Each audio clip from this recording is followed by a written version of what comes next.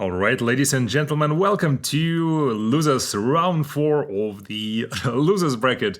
We got 16 participants remaining in the Losers Bracket, and they're gonna face each other, and only 8 are gonna go into the next round. So we have Rakath versus Greasus, Goldtooth, Imrik versus Alberic, Vlad von Carstein versus Ungrim, Durthu versus Boris, Ursus, Astragoth Ironhand versus Lokhir, Fellheart, Luthor Harkon versus Nekari, Bel'akor versus Sigvald the Magnificent, and Kroq Gar versus Yuan Bo. Let's jump into the matches.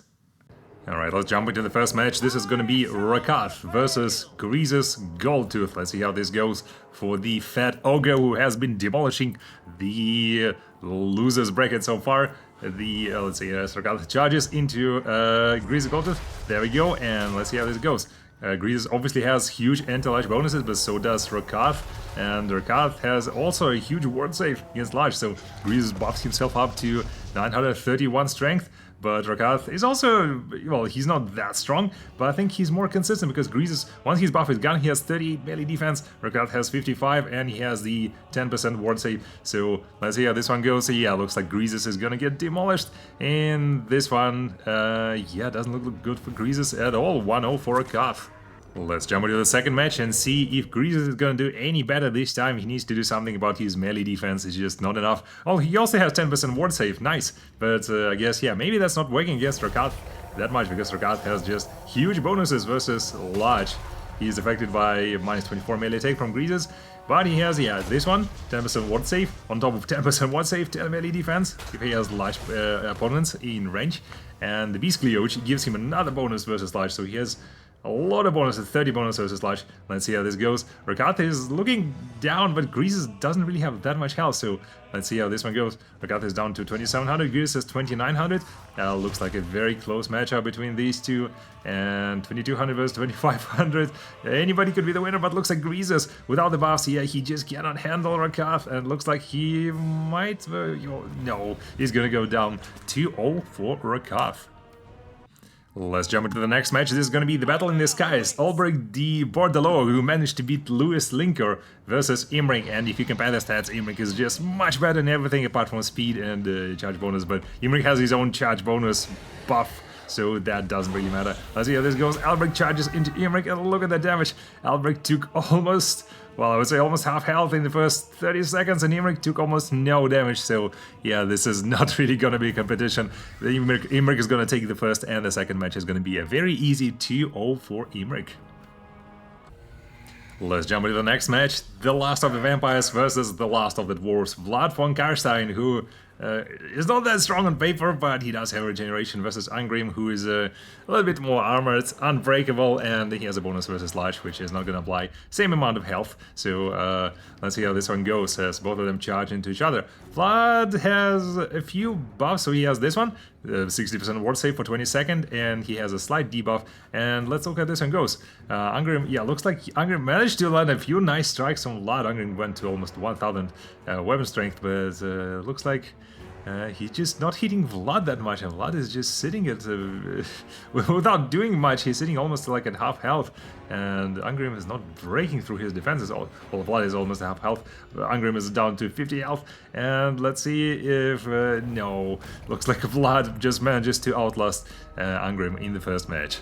Let's jump into the second match and see if this is going to be any better for Ungrim, or well, I'm not sure what Ungrim needs to do. I think he just needs to do a lot more damage somehow to Vlad.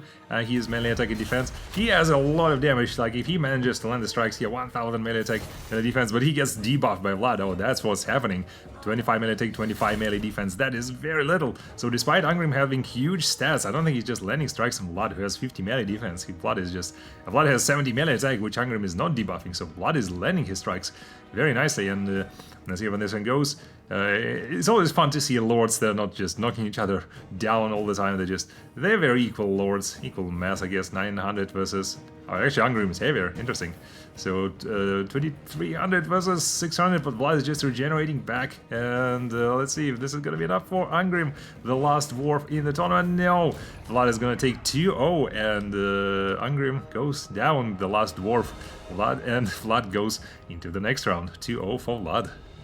Let's jump into the next match. This is gonna be Boris Ursus himself versus Durthu. A very interesting matchup. I'm not really sure how this one's gonna go. Durthu has a lot more health, slightly better stats, but Boris has the anti-lash bonus and he has a lot more buffs than Durthu, so let's see how this one goes, as both opponents, well, as Boris charges with 104 charge speed into Durthu, 75 attack, 48 melee defense. Let's look at Boris, 79 melee defense. Actually, Boris is bucking his defense a lot more, and very nice, 735 attack, 25 bonus versus Slash, and he has so many abilities. He has Fury of Ursun, yeah, Wounds, Deadly Onslaught, yeah, there's just a lot of them. So let's speed this up and see how it goes. Durthu doesn't have really anything going on. He has the little AoE ability, which does very nice damage, and it looks like Durthu is actually managing, despite the anti-lash bonus, land a lot of strikes on Boris. So Boris is down to 1200, goes 3500. Boris already wavering. He needs the buyout blood, and it looks like he's gonna go down 1-0 for Durthu. And like, what an interesting picture that we see here. Let's jump into the second match. Alright, we're going back as Boris is charging with his huge speed into Durthu in the second match, and let's see how this one goes. Both of them are getting a lot more damage, and looks like Boris did a little bit more damage to Durthu this time. Again, he just has Frenzy, but not a lot of melee defense. Looks like Boris is down 3200 versus 6500. Boris really needs to ramp up his game if he's gonna win this one. Looks like Durthu is down to 4000 health, so let's compare these two. 2000 versus 3600. I think percentage-wise they're very, very similar. Durthu has the Foe Seeker, which is completely useless, and Boris is gonna get a lot of buffs. Well, he has the Armor of Ursun when he goes down, so a little bit more melee attack, melee defense. Looks like he's landing the strikes on Durthu. 1200 versus 2800. Boris really needs to hold on for dear life in this matchup if he's to win. 1200 versus 2400. Durthu tries to land another strike, he misses it. And let's speed this up, and Boris is down to 800 health. He is starting to waver, is it? Yeah, no, it's not. No, it's not wavering. It's the Fury of Ursun, which is giving more damage. Durthu is down to 1600. Deadly Onslaught from Boris. Standing ground, he's using all of his abilities. Look at them, how many of them. Durthu is down to 900 versus 800. Defenseful lands the last strike. Is it down? No, Boris is down to 600. Still standing. Durthu is at 900. Uses the debuff on Boris. Or is it Boris using the debuff for Durthu? Yeah, Boris is using the Shot Blade. And looks like 600. And yeah, he barely manages to win the victory in the second match, despite the huge difference in the health pools. Boris manages to claw out the victory. So 1-1 between these two, and let's jump into the final match. Alright, this is it, the final showdown between Boris Ursus for Kislev and Durthu for the Wood Elves. Boris again charges into Durthu. Looks like Durthu took a lot more damage this time from Boris. We already know all about the stats. Boris is just waiting for his stats to come down, but it looks like he is actually managing to land a lot more strikes on Durthu this time around. Boris is 5000, but Durthu is already 5700. Percentage-wise, I would say Durthu is probably twice as low as Boris. 4200 plus 200. They're all both equal, but yeah, percentage-wise, yeah, Durthu is not really doing that good against Boris. Boris is just a very, very tanky lord, and looks like Durthu is gonna go down. It's gonna be a 2-1, and Boris Ursus himself manages to knock out the mighty Durthu and go into the next round. 2-1 for Boris Ursus. Let's jump into the next match. This is going to be a Lokhir Fellheart versus Astragoth Ironhand. Stat-wise, Astragoth is just a little bit more tankier, but Lokhir has more abilities and he has regeneration. So let's see how this one goes for Astragoth. Whether his huge damage output is going to be enough against Lokhir. It looks like Lokhir just not taking any damage. It looks like, no, yeah, it's not really a fun matchup, I guess. Lokhir is just demolishing the poor Astragoth, who somehow managed to get into the stage. He's down to 6200. Well, not bad. Astragoth, I think, is making a comeback. Yeah, 5900 versus, well, I guess there was a huge charge bonus that Lokhir had. Lokhir is down to 500, but 5000. But yeah, looks like Lokhir is down to half health. But Astragoth is almost done in this matchup, and it's going to be a 1-0 and then a 2-0 for Lokhir Fellheart. It's not really an equal matchup between these two. Let's jump into the next match. This is going to be the dark horse of the tournament, Luthor Harkon, who is not really that strong. 44 melee attack, 42 melee defense, but he has silence that silences all the opponents, and he has regeneration, and he poisons them. So it's not like Luthor Harkon is that good, is that he makes his opponents so bad that they can't really do anything. Nekari gets disrupted, and let's see how this one goes. Nekari doesn't have any buffs, and he's down to 0 armor, which is horrible for him. Luthor is just landing pure damage on Nekari, and let's see how this match goes. Nekari is almost down to half health from Luthor's charge. Luthor is still sitting at 6600, so a very comfortable advantage for Luthor. He has obviously regeneration, spell resistance, not really useful in this matchup. Nekari is getting poisoned and disrupted, so his physical resistance goes down by 10% all the time. Luthor is still sitting almost at half health, and Nekari goes down. This is not really a competition, but surprisingly, it's not a competition for Luthor Harkon. He's gonna take the first and the second match. It's gonna be 2-0 for Luthor Harkon. What a surprise, and Nekari goes out of this tournament. Let's jump into the next match. This is going to be Bel'akor versus Sigvald the Magnificent. Very different matchups, because very different opponents, because Sigvald has a lot less health, a lot more armor, and he's just more tanky. Let's see how this one goes. Bel'akor is using his Shroud of Darkness. Sigvald is, well, he's just sitting there tanking all the damage with his huge health, well, he's not his huge health pool. His health resistance and melee attack, very nice stats. That's what I was trying to say. So let's see how this one goes. Looks like, despite his regeneration, Sigvald is not like landing a lot of strikes on Bel'akor, and Bel'akor is just jumping around, landing a strike on Sigvald, but Sigvald is still regenerating most of the damage that Bel'akor is doing. Bel'akor is down to 7500, not really a big deal for him. There's not really much happening in this matchup. They're just slowly hitting each other. Sigvald is just not landing a lot of strikes. Well, I guess, well, Bel'akor is getting debuffed from time to time. Sigvald doesn't have armor piercing, what I think is a huge disadvantage for him at this stage. Most of the opponents, like Bel'akor is not really that tanky, he has 45 armor, but armor piercing is just very nice to have.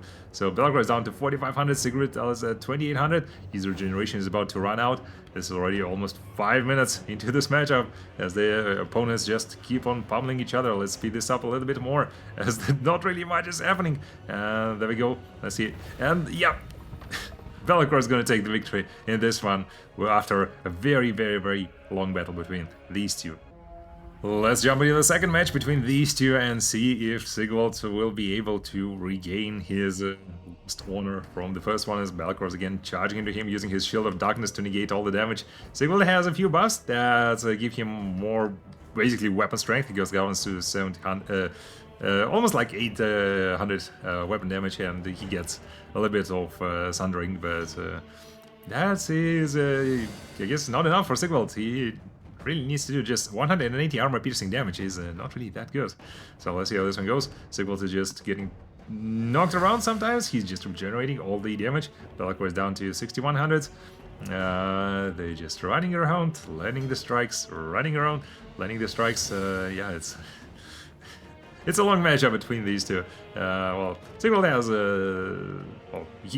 well, he is applying the sundering, right? I thought he was getting sundered. Yeah, he can apply the sundering sometimes, which is very good for him, but let's see if that's going to be enough in this one. Bel'akor is actually much lower in this one. He's down to what, 3000 versus, let's look at Sigvald, 2000, right? So a close matchup. They also rotating clockwise, so it's really hard to move the camera. Bel'akor looks like it's gonna go down in this match. So Sigvald, after a huge, oh, look at the height difference, a huge pummeling between these two, and I really like the sword that he has.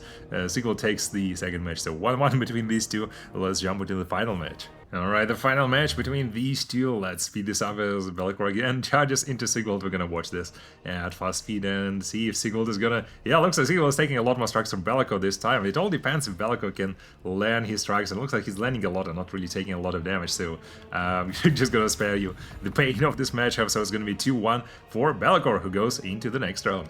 And let's look at the last matchup. This is gonna be Kroq Gar versus Yuan Bo dismounted. Why is Yuan Bo dismounted? Well, first, because Kroq Gar has a huge anti-ledge bonus, 35, so there's no reason for Yuan Bo to fight in the dragon form, and that's pretty much the only reason, so let's see how this one goes. Or is it Yuan Bo transformed? Is it dragon? Let's see. Would be interesting to see. Well, he's actually transforming. No, he's not actually fighting dismounted. He's fighting in the dragon form. So let's see if... well, yeah, maybe that is a better decision because the dragon form is still very strong and maybe that'll be enough against Kroq Gar. So let's see how this one goes. Yuan Bo is landing a few strikes on Kroq Gar. Kroq Gar is using his buffs, but he's down to 5,200. Let's slow this down a little bit. Kroq Gar is down to 4,300 versus 3,600. So Yuan Bo is a little bit down compared to Kroq Gar. Kroq Gar has a few buffs. So Frenzy and Primal Instincts that gives him a little bit more melee attack and the resistance, but he is in the execution range and Yuan Bo just executes him.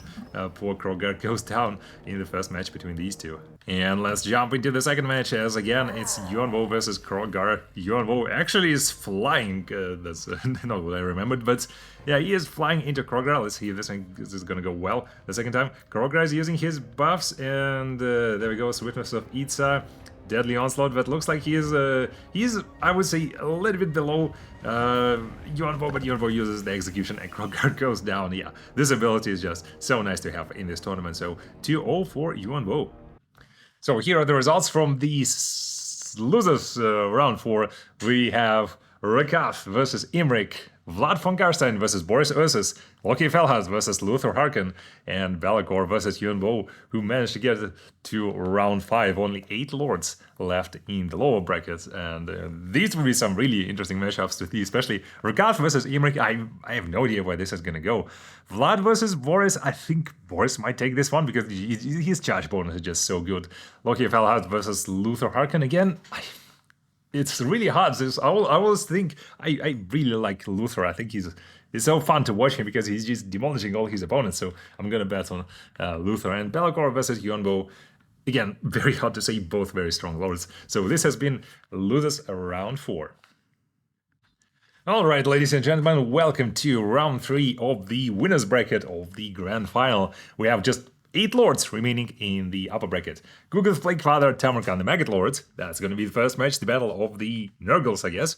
Grimgor versus Skarsbrand, the Exiled. Malus, Darkblade versus Archaon, the Everchosen. And Kolic, Sun-Eater versus Tyrion. So let's see how this goes.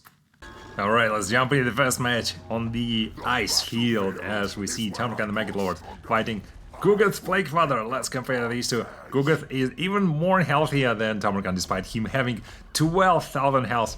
A little bit more melee attack, more melee defense, same weapon strength, and he's cheating with throwing pass or whatever he's throwing at Tamurkhan. So as they charge into each other with 12 charge bonus and 42 charge bonus respectively. Let's keep watching this one. Tamurkhan is using all the buffs. Black Cleaver, Douglas' favorite son, a little bit more damage resistance, and Goldtooth buffs himself up to 80 melee defense. That is the Plaguefather's oration, and he is just doing damage consistently to Tamurkhan the Maggot Lord.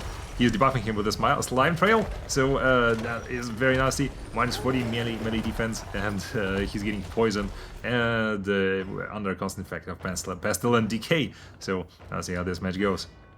So Goldtooth is down to 1200. Tamurkhan is down to 8800. Tamurkhan has this ability, Feast of the Maggot Lord, so he will regenerate a little bit of health if he goes down to 0, and let's see how this matchup goes. So he's down to 7500, 7400. Goldtooth is still undefeated. Well, Tamurkhan lost to Ungrim one of the matches, but Goldtooth has never lost a match in this matchup.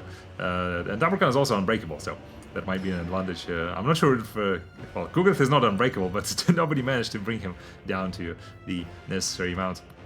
Tamurkhan is down to 5000. Goldtooth is still at 10,000 health. That is just a huge advantage for him. A huge health pool advantage. Well, let's... looks like... yeah, Tamurkhan is just not landing any strikes on Goldtooth. This 80 melee defense combined with like consistent... Goldtooth is not really doing that much damage, he's just doing it very consistently, and he has a lot of melee defense and has a huge health pool, and yeah, he's just wearing his opponents down. They can't really do much against it. Tamurkhan is down to 1500, Goldtooth is down to 9000 health, so that looks a little bit better for Tamurkhan. He's at 1400. Goldtooth is still at 10,000 health. That's such a huge difference between these two. He's down to the last 1000 health. Okay, Goldtooth is down to 8600, so Looks like a little bit better for Tamurkhan. Yeah, 8,000 versus 600, and this Pestle and Decay, that's constantly affecting him. There we go, he regenerates a lot, and let's slow this down. Gugus is at 4,300, Tamurkhan is 2,100, so Tamurkhan managed to regenerate and do a lot of damage quickly to Kugas, so let's see if that's gonna be enough for Tamurkhan in this matchup. 4,300 versus 1,500. I don't think anybody managed to bring Kugas this low as Tamurkhan, but Kugas is still at 4,000 health, and Tamurkhan looks like that's not gonna be enough. And in the Battle of the Nurgles, Tamurkhan is gonna go down in the first, and in the second match in exactly the same way. 2-0 for Kugas, the undefeated, who goes into the next round. Let's watch the opposite match. Grimgor Ironhide versus Skarsbrand the Exile, two lords who really like to do a lot of damage and take a lot of damage. Let's compare these two. Skarsbrand has better stats and everything, but Grimgor has the most amount of abilities of all the lords in the tournament, 6 abilities, so let's see how this one goes. Both of them charge into each other. Skarsbrand is using his abilities and getting debuffed to 10 melee defense by Grimgor. Grimgor is still at 94 melee attack, 79 melee defense, so much better stats than Skarsbrand, but it looks like it doesn't. It's not helping Grimgor that much. Skarsbrand is running circles around him. Grimgor is down to 4,300 versus 7,000 for Skarsbrand the Exiled, and it looks like Skarsbrand, yeah, it looks like despite all the stats and the buffs that Grimgor has, he's not really match for Skarsbrand. Maybe he can make it a comeback, but no, Skarsbrand is going to take the first and the second match against Grimgor. 2-0 for Skarsbrand. Grimgor is not really a match for him. Let's watch the next match. This is going to be Malus Darkblade versus Archaon the Everchosen. Archaon obviously has much better stats, but Malus has his transformation as the ace in the sleeve. So let's see how this goes for Malus while he is not transformed into his form. There we go, Archaon charges into him. Malus is using a few of his abilities, Deadly Onslaught and the Blood Price, to get a little bit more damage resistance, but looks like Archaon is taking him down very quickly. Malus is down to 900, he has to transform very quickly, and that's not usually good for Malus, because this form, yes, it is unbreakable, but it does a lot of damage, but it's not really that tanky, so Archaon is 3,400 versus 2,700. 2,100 versus 2,700. Yeah, it looks like Archaon, it's a close matchup, but looks like Malus Darkblade in this form is taking quite a bit of damage. 1,400 for Archaon, he's wavering a little bit, but will the demon go down first? Archaon, yeah, Archaon manages to take the first match between these two. Let's jump into the second match, as both lords are still mounted. There's no reason for them to dismount, and look, well, for some reason, this time Archaon did manage to do that much damage to Malus. I think that might not really go well for him, because the longer Malus stays in this form, does damage, and this form has regeneration and a little bit of ward save. It would be a huge advantage for Malus, so Malus is down to 1,800 versus 3,400 for Archaon. Archaon is down to 2,300, and Malus Darkblade is again at full strength. This form has Frenzy, he has a Warp Sword of Cain, he has a lot of damage and lands a lot of strikes. 1,700 for Archaon versus 4,300, and Malus Darkblade takes the second match. Archaon didn't manage to do enough damage to him this time around, so let's jump into the final match between these two. Alright, this is the final showdown between Archaon and Malus Darkblade. Both of them charge into each other, and this time, yeah, Archaon didn't manage to do that much damage. Okay, he's doing damage, more damage, more damage. Nice, he's letting the strikes. Malus transforms. Archaon is at 2,900 versus 5,200. Let's see if that's gonna be enough for Archaon. 4,500 for Malus versus 2,100. Yeah, Malus has almost twice as much health. Archaon is though landing a few nice strikes. 2,100 versus 3,000 health, yeah, but looks like Malus managed to land a few nice strikes on Archaon, and he manages to beat Archaon in this matchup 2-1. Malus Darkblade goes into the next round. And let's look at the last matchup in this bracket. This is going to be Kroq Gar versus Tyrion. Let's see if this one goes. Tyrion is mounted, as we know, he's just a very, very tanky lord, but look at that damage. Kroq is just landing strike after strike, 90 melee attack, 800 weapon strength, and Tyrion is just wavering. He loses this match in about 20 seconds. Could you think that? Oh my god, Jesus, wow. Kroq Gar absolutely destroys Tyrion in the first match. Let's look at the second match. This time Tyrion is dismounted to make sure Kroq is not using his anti-latch bonus. He is 28 anti-latch bonus is huge, but this time obviously Tyrion is not going to get his charge bonus, and Kroq, well, he doesn't have a huge charge bonus, but still 50 charge bonuses. Very nice. Here you go. Yeah, he has the Tempest Rage, which is a buff to to the charge bonus. Let's look at this matchup. Kroq takes a bit of damage from Tyrion, not landing many strikes on him, but look at that, he managed to land a few 1-2 strikes on Tyrion. Tyrion's down to 2300 versus 7000 health. Tyrion will have to work through a lot of health. He's down to 1200 and he wavers and runs away like a little girl from this matchup. 2-0 for Kroq Sun Eater. So here are the results from round 3. Tamurkhan the Maggot Lord, Grimgor Ironhide, Archaon the Everchosen, and Tyrion go into the losers bracket. That was not what I expected. I expected Archaon and Tyrion to be in round 4, but they lost their first matches and they are down. We have Kugus Plaguefather versus Skarsbrand the Exile, the Battle of the Demons, in round 4 in the first bracket, and Malus Darkblade versus Kroq Sun Eater in the second bracket. But we'll also see Tamurkhan, Grimgor, Harkon, and Tyrion as they continue their journey in the losers bracket next. Alright, ladies and gentlemen, welcome to Losers Round 5, where only 8 participants remain in the Losers bracket, and, well, we're gonna have 4 more participants in Losers Round 6, but so far we have 4 very interesting matches ahead of us, so without further ado, let us jump right into them. Alright, let's jump into the first match. This is gonna be the battle as the sky in the sky is just as we like it. Imrik versus Rakath. Let us compare these two as they slowly charge into each other. Imrik has more health, more weapon damage, better melee and attack strength, but Rakath has his own advantages. Let's see, as they charge into each other, they're gonna use all their abilities. Rakath has the damage resistance and melee defense, Beast Slaver with a huge anti-light bonus, 700 weapon strength. Let's look at Imrik, almost same weapon strength. And let's see how this match goes between these two. They both do a lot of damage. Rakath is getting debuffed by Imrik. Lot of dragons, just 32 melee defense. And Imrik is down to 32 melee defense as well, but he has much more attack. So let's compare again. 58, they're going just equally. Rakath is very good against large enemies. He has almost 20% ward save. Yeah, 21% ward save. Looks like Imrik is not doing too well, but Rakath is gonna run out of the Beast Lord Gay, so he's gonna be also in not a very good position. Let's look at them again. 3500 versus 4300. Imrik is losing in this one. I'm kind of surprised. Imrik is definitely one of the strongest lords in this tournament, but Rakath is just so good against large lords. So 3100 versus 3500. He still has the ward save. Imrik doesn't have any buffs so far, so let's speed this up a little bit and see how this one goes.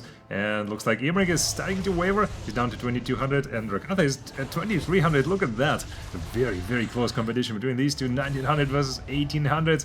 Imrik is doing slightly better in the stats, but these anti-light bonuses, I think, giving Rakath maybe some advantage. I don't know. It could be any of these in this matchup. They're very equally skilled, I guess. Imrik takes a strike. Imrik takes another strike. He's down to 1500. Looks like he's gonna waver, and Rakath takes the first battle between these two. 1-0 for Rakath. What a surprise and what a nice looking battle between the dragons in the sky. Let's look at the second match between these two and see if Imrik is going to do any better this time around. Let's look at the match as Imrik charges into Rakath, and oh my god, the damage Rakath is taking. He's down to 6000 versus 5000 versus pretty much full health. Imrik, Rakath took so much damage from the charge. I'm not sure why. 4000 versus 7000 health. Imrik obviously has a better charge bonus, but Rakath is just taking strike after strike. Looks like he'll need to equalize in this matchup. Let's continue watching. I think he is catching up slowly. 2500, 2100 versus 4800. They're very close to each other.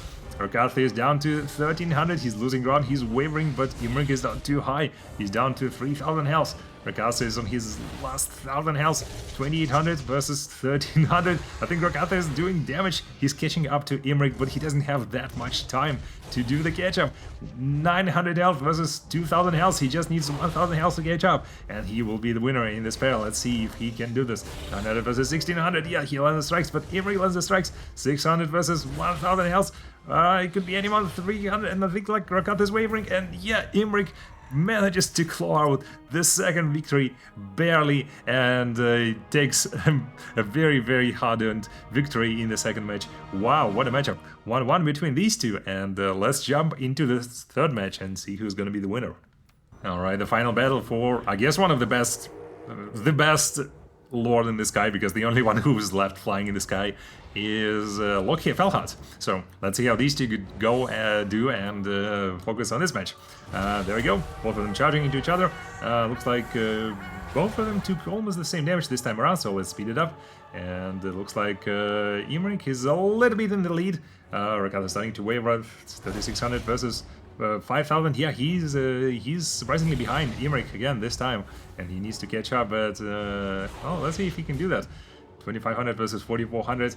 Rakath really needs to up his game in the very last moments of this match if he is to win. 2000 versus 1600 versus 4400. Yeah, he minus 20 save leadership. He runs away, he gives up, he cannot handle Imrik. 2-1, a very fun victory for Imrik. Well done, Imrik, you go to the next round, and well played, Rakath. A very good performance in this tournament. Let's jump into the next match. This is going to be the battle on the ground. Boris Ursus versus Vlad von Carstein. Boris is going to charge into Vlad, and let's see if Boris is going to have enough damage to break through Vlad's regeneration. There we go, Boris is charging on his Urson Bear. Vlad is using his ability to negate the damage. There it is, the Carstein ring, 60% damage resistance, very good against charges. Boris is just buffing himself up to, well, he just has 10 melee attack because he gets debuffed by the Master of Beguilement. And he just, yeah, let's see if he's going to be able to land any strikes on Vlad. And that's a very good defensive tactic from Vlad, using the Master of Beguilement against opponents who are charging him. So Boris is down to almost half health, Vlad is still regenerating, so let's see if, yeah, it's hard to judge this matchup because Vlad is just regenerating all the time. Boris is down to 2300, he's not wavering, he's doing good. Vlad is 4000, he is regenerating quickly. Let's see if this is going to be enough for him. 3200. Boris is using his buffs again. Vlad is out of the buffs so far. He's getting frostbitten. That doesn't matter. Let's compare again these two. 2000 health versus 2300 health. Yeah, Boris is just chopping through his health this time around, and Boris is very confident in his victory. 77 leadership versus Vlad. So let's see if Boris can finish this matchup. It looks like Vlad is taking away with 1600 versus 2000 health. Yeah, Boris is just doing much better in this matchup. Yeah, Vlad is down to 800 versus 2000 health. And let's see if Boris can finish it. Yeah, Boris will take the first, and the second match will go exactly in the same way. So it's going to be 2-0 for Boris Ursus, the last vampire lord is going to leave us. And Boris Ursus, the last representative of Kislev, goes into the next round. Let's jump into another battle in the skies. I completely forgot about Luthor Harkon, who has been the dark horse of this tournament with his horrible stats, but just silencing all his opponents. So Lokhir Fellheart pre-buffs himself preemptively, so let's see how this one goes. Yeah, there we go. Lokhir gets silenced, and both of them have regeneration, so this might be a rather long match. 5400 versus, yeah, they look kind of equal, I would say. At this point, 4900 versus 4600, so Luthor, I think he's slightly ahead, but it's really hard to say. 3900 versus 4400, yeah, this time Lokhir Fellheart I think is getting ahead. I think your regeneration is very useful in this matchup. Lokhir Fellheart just has better stats. Luthor is cheating, as you can see, because he doesn't have full animation, so ammunition, not animation. Yeah, so let's see how this one goes.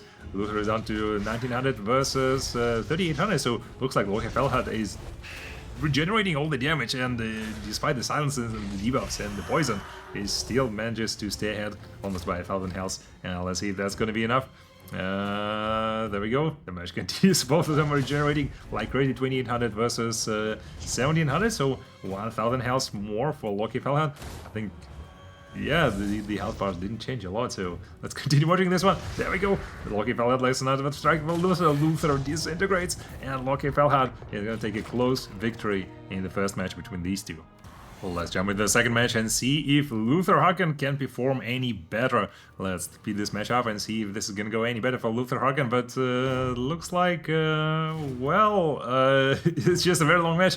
Luthor is down to 3300 versus 4800. Yeah, Lokhir Fellheart is very comfortably ahead. He's not losing his advantage, he's regenerating at the same rate so as Luthor, so let's see.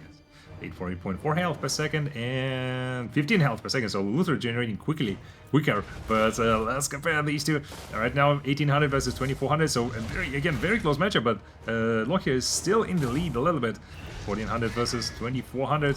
Luthor really needs to land the last strikes, and there we go. 1000 versus, he's wavering. No, Luthor Harkon, it looks like he's gonna go down again, disintegrate, and Lokhir Fellheart takes 2-0 against Luthor Harkon and goes as one of the remaining two Flying Lords in the next round. So 2-0 for Lokhir Fellheart, and a very, very surprising performance from Luthor Harkon. Well done, nobody expected anything like this from you.